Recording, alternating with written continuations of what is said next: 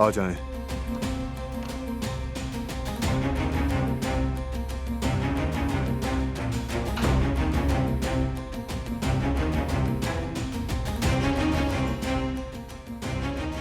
कुछ हुआ है? जवाहिर की कॉल।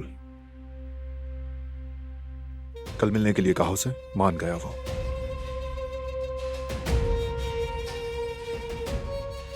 जंगल वाले केबिन में बुलाऊंगा। ठीक है भाई, हम भी तुम्हारे साथ चलेंगे ताकि उसे ट्रैप कर सके। अकेले जाऊंगा। भाई ऐसा नहीं हो सकता। इस पर बहस नहीं होगी फराद। फैसला हो चुका और तुम किसी को कुछ नहीं बताओगे।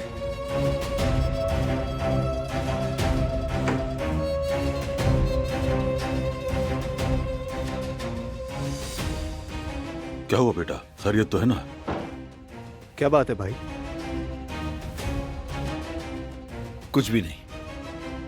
वो दरअसल हम किए गए हिफाजती इकदाम का बस जायजा ले रहे थे।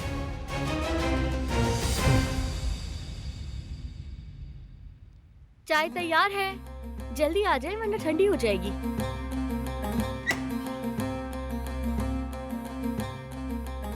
भाई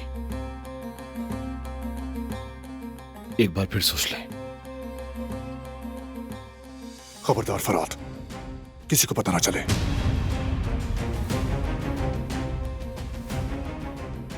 भरोसा है तुम पर।